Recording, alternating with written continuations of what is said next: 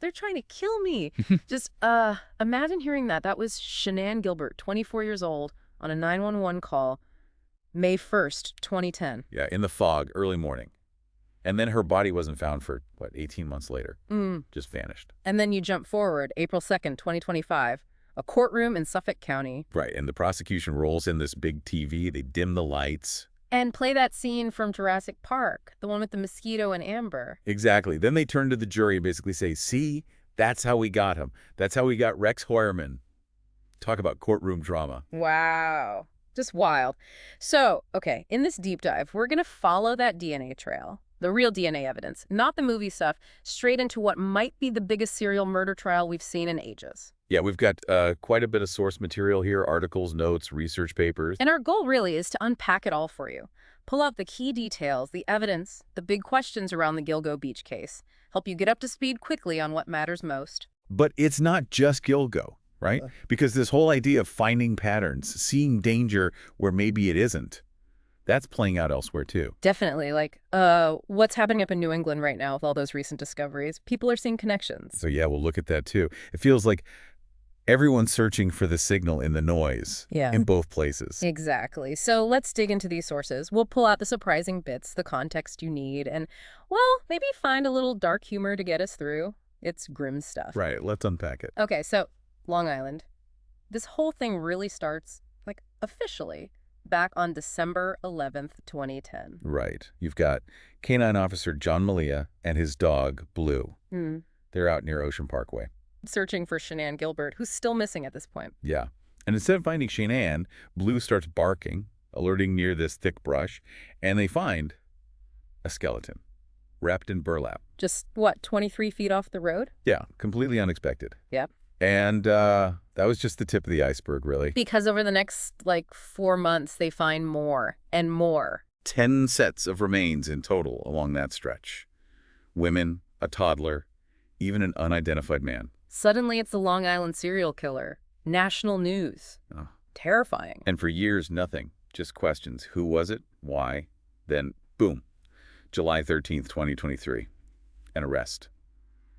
Rex Heuermann, 59 years old. And the picture painted of him in the sources, it's almost unnervingly normal. Right. Married, father of 2, architect with a firm in Manhattan, even a church usher. But then there's that detail from his booking. Sources say he weighed about 275 pounds, horn-rimmed glasses, and the first thing he asks. Is it in the news? Chilling. Like, was he obsessed with the coverage? Or just aware? Hard to say. And since that arrest, the case has only gotten bigger. They've added more charges, right? Yeah, the indictment now covers 7 murders. They added Valerie Mack, Jessica Taylor, and significantly, Sandra Castilla. And Castilla's case goes way back. Way back to 1993. So if it's him, this timeline stretches over decades. Okay, so based on the sources, what's the state really hanging their hat on? What's the core evidence against Heuermann? Well, there are a few key pillars. First, cell site forensics. It's pretty sophisticated stuff. Okay, break that down a little. What does that mean exactly? Basically, they track these burner phones the prosecution says the killer used to contact victims, and the data allegedly shows these phones pinging cell towers near Heuermann's house in Massapequa Park late at night. Okay. And then, during the day, pinging towers near his office on 5th Avenue in Manhattan. So it creates this kind of map linking the burner phones to his known locations. Exactly. A geographic footprint placing those phones where he likely was at key times. Right. And then there's the DNA. This feels like where the science fiction almost meets the courtroom. Oh, absolutely. The sources highlight 2 main DNA connections. First, nuclear DNA. They apparently found it on burlap fibers used to wrap some victims. And matched it to what? To DNA they got from a pizza crust Heuermann threw away. A pizza crust. Wow. It's always the mundane things, isn't it? Often is. Then there's another piece. A single strand of hair found on Megan Waterman's body. That hair allegedly matches Heuermann's wife. Okay, but the defense must have an argument against that. Oh, yeah. They say, look, that just means his wife's hair got there somehow, maybe transferred from him, doesn't prove he was there. But the prosecution says it's another link back to his house, his life. And the DNA tech itself, this Astria forensic stuff, the sources say it's like brand new for New York courts. That's the big fight right now. It's not your standard DNA test.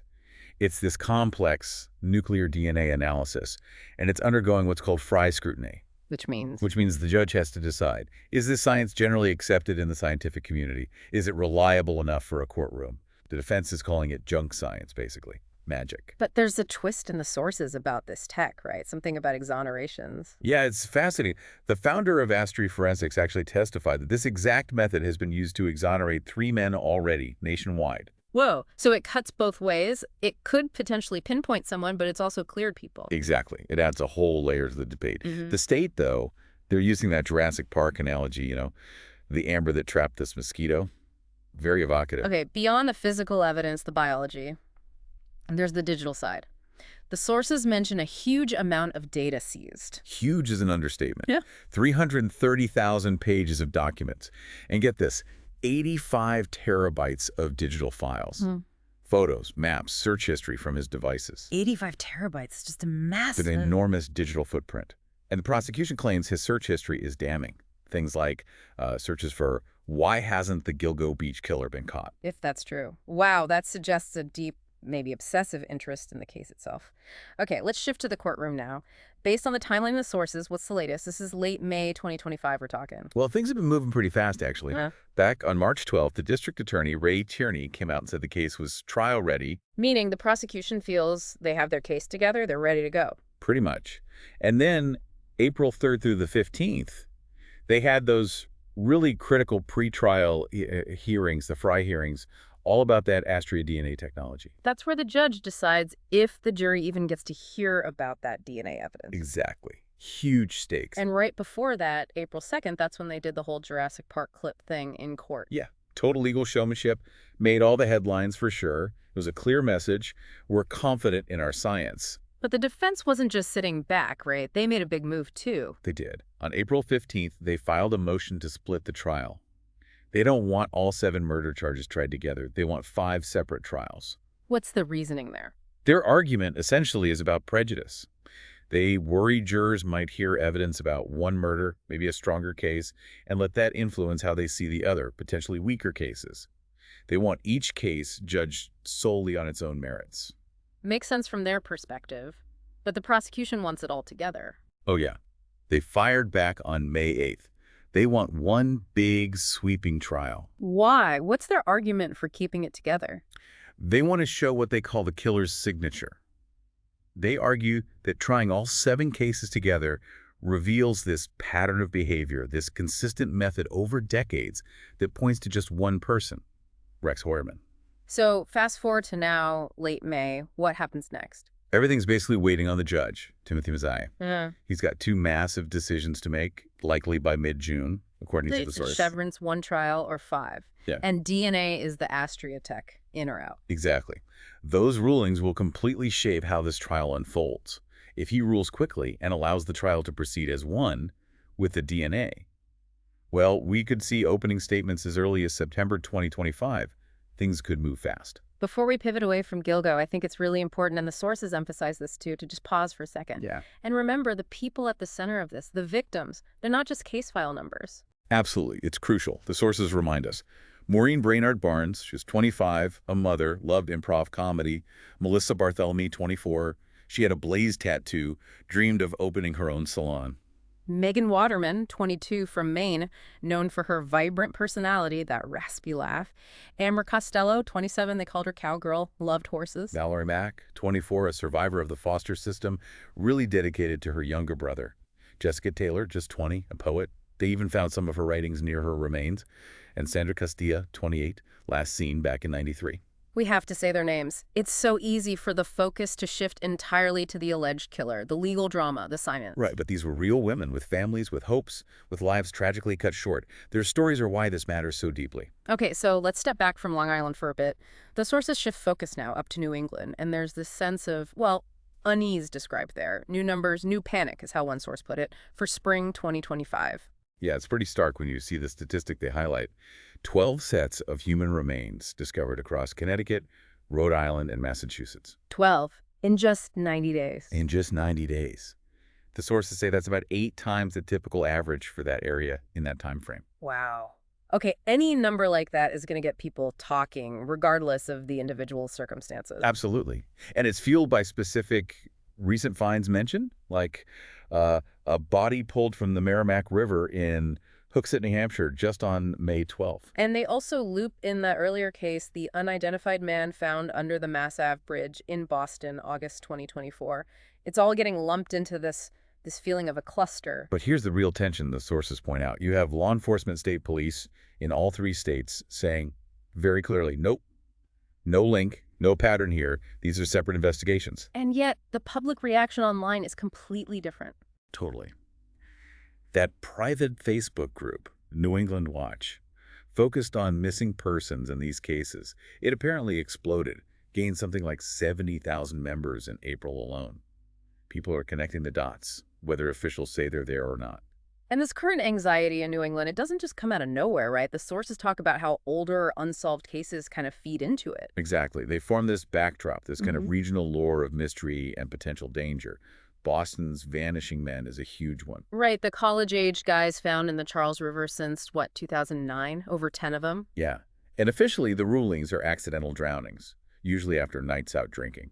But there's that other theory. The one pushed by retired detectives Kevin Gannon and Anthony Duarte. Yeah. They've suggested for years it could be something more sinister, maybe organized killers, even pointing to supposed smiley face graffiti near some scenes. That theory's never been proven, but it just sticks around, doesn't it? It absolutely does. It taps into that fear of the unknown. And then you have the really high-profile missing women cases that everyone knows. Maura Murray vanished after a car crash up in New Hampshire, February 2004. Her anniversary this year brought it all back. New photo, AI drone searches. Still nothing concrete. And Brianna Maitland, whose car was found backed into that barn in Vermont, March 2004, her case is still officially active. They just increased the reward fund in 2025. So even if these old cases have zero actual connection to each other or to what's happening now, they create this, shadow narrative. Yeah, exactly. A shadow narrative that makes people much more inclined to see a pattern, a single cause, when new tragedies occur. It fuels that search for a hidden hand. The sources also zoom in on 2 specific, very recent scenes from this 2025 New England situation. They really highlight that clash between official reports and online speculation. Okay, first, Groton, Connecticut. Mid-April, police start searching a cemetery. Right away, the internet goes wild with theories. And what did it turn out to be? It led to an arrest on April 25th. A 68-year-old man, Donald Koffel, charged with murdering and dismembering his housemate, Suzanne Wormser. And the police were clear on this one. Very clear. They immediately called it an isolated domestic homicide. End of story, as far as they were concerned. But online? Online, it was fuel for the fire. People instantly started trying to link Koffel to all the other cases, calling him like one node in a network. Authorities actually had to come out again and say explicitly there is zero evidence of any wider connection. It just shows how fast those theories can take hold, even against direct official statement. Absolutely. Then the second scene, Hooksett, New Hampshire, May 12th. Body recovered from the Merrimack River. Details were sparse at first, right? Yeah. Male, late 20s, jeans, no ID. Right. And almost immediately, the sources note, the hashtag vanishing men started popping up in media reports and online discussions. Linking it straight back to those Boston Charles River cases. Instantly. Yeah. Even though at that point there was no official word if it was suspicious, accidental, or connected to anything at all, Yeah. the narrative just grabbed it. So this really gets to the heart of it, doesn't it? Why do we do that? Why are people so quick to see patterns, to connect these awful events, even when officials are saying, hold on, there's no link here? The source materials and some expert voices on exactly that question. Dr. Frank McAndrew, he's a social psychologist. What's his take? He suggests it's partly evolutionary. We're wired to look for danger patterns to feel safer, more prepared. If you spot the pattern, maybe you can avoid the threat. Okay, that makes sense. A survival instinct almost. Yeah. And he also mentioned something called recreational fear. You know, the kind of thrill or intense interest people get from following these mysteries online. It can make speculation go viral. So our brains want to find the threat, and sometimes there's even a bit of morbid curiosity mixed in. Seems plausible. But then you have experts looking strictly at the crime data, and they often see something different. Like Professor James Allen Fox. Right, the criminologist from Northeastern. He argues pretty strongly against a single serial killer in New England right now. His reasoning: the victims are too different age, gender, circumstances, and the methods aren't consistent across the cases. Okay. And Scott Duffy, the ex-FBI guy. He agrees. Says he sees no solid evidence of one person roaming around doing all this. And he adds a warning. Police have to get ahead of the misinformation. They need to communicate clearly and counter the rumors. Otherwise, public trust can really erode when the official story gets drowned out online. Which leads us right back to that central question for New England. Are we seeing a genuine terrifying pattern here? Or is it? Is it pareidolia? Pareidolia. That's seeing patterns in random things like faces and clouds. Exactly, seeing meaningful connections where there might just be random, unconnected events. So let's look at the points from the sources that argue against a single pattern. Okay, what's the first one? Victimology mismatch. Big time. If you look at the 12 recent cases being discussed, the victims range from, like, a 4-year-old child all the way up to a 68-year-old man, plus a mix of genders. And the circumstances are all over the place. Right. You've got a confirmed domestic homicide, probable drownings, other cases where foul play is suspected but maybe not confirmed yet. Serial killers usually have a much, much narrower victim type. This variation makes one perpetrator seem less likely, statistically. Okay, what else points away from a single killer? Geography. The bodies or remains were found scattered over 180 miles across 3 different states. There's no single dumping ground, no repeating location that screams serial killer spot. They usually have a comfort zone, right? Often, yeah. A hunting ground, preferred disposal sites. This kind of geographic spread doesn't really fit that classic profile. And the signature, the unique thing a killer does at each scene. Largely absent, according to the analysis and the sources. Yes, online theories talk about graffiti or dismemberment, but officials haven't confirmed any consistent graffiti marker across scenes. And dismemberment, it only showed up in one of these recent cases, the Grayton domestic homicide, which police clearly labeled isolated. So if you just look at the data points presented in the sources, the different victims, the wide area, the lack of a clear signature. Yeah, based on that analysis, the evidence leans more towards coincidence, a tragic, statistically unusual cluster of separate incidents, rather than the work of one person. That need for answers, right? That desire to make sense of the horror. It keeps the serial killer idea alive online, even if the data doesn't quite fit. Absolutely. The psychological need for a narrative, for a single source of the evil, is incredibly powerful, sometimes more powerful than the data itself. So with all this information swirling around, these intense cases, the online speculation, what are the practical takeaways for you listening to this? The New England sources actually offer some useful advice, both for safety and for just navigating the information overload. Yeah, some of it is just reinforcing the basics, things we should all be doing anyway, like if you're out at night, stick with your friends, share your location using your phone, watch your drink. Simple stuff, but important. Fundamentals, really. And for outdoorsy types, hiking, rivers. The advice there is pretty standard, too. Go in daylight, tell someone your route, and when you'll be back, wear a life vest, PFD, if you're near water. Again, basic safety measures. But beyond physical safety, there's this other layer now. Information safety, or information hygiene, as the sources put it. That feels increasingly crucial, doesn't it? In an age where a rumor can circle the globe in minutes. The advice is clear. Verify before you share. Don't just amplify speculation. Exactly. And try to rely on official sources, police press releases, verified news reports rather than anonymous posts on social media or forums. It's about being a responsible consumer and sharer of information. Okay, let's bring it back home to Gilgo Beach as we start to wrap up. Even with this trial looming, the strong DNA evidence prosecutors claim they have, the source materials make it clear there's still some big unanswered questions hanging over that case, too. Definitely. And maybe the biggest one is, could there have been a second killer? Because not all the bodies found along Ocean Parkway are part of the indictment against Heuermann, right? Correct. There are still unidentified remains, other victims not officially linked to him yet. So the question lingers, was someone else also using that area? Or are those cases just unsolved for now? It's a chilling possibility. And what about the DNA tech itself, the Astria method? What's its future? That's a huge question mark. Will it pass this Fry test in New York?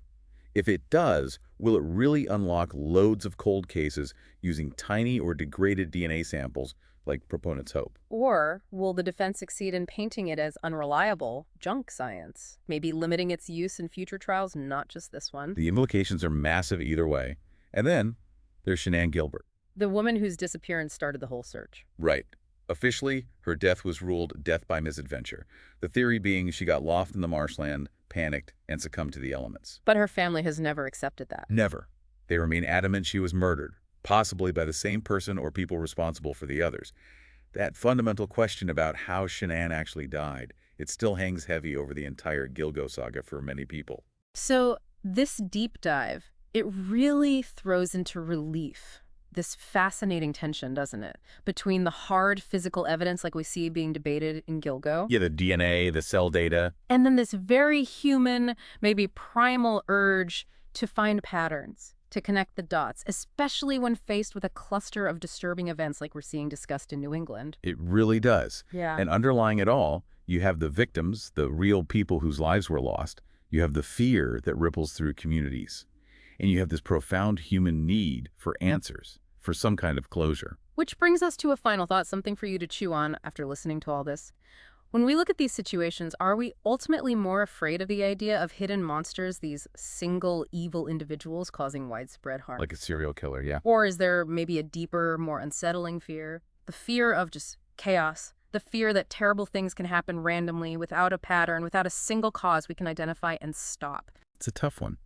Because finding a monster, in a strange way, offers a kind of explanation, doesn't it? Random, unconnected tragedy is maybe harder for us to process. Something to think about. We really encourage you to keep questioning, keep thinking critically about the information you come across and the stories we tell ourselves about these kinds of events.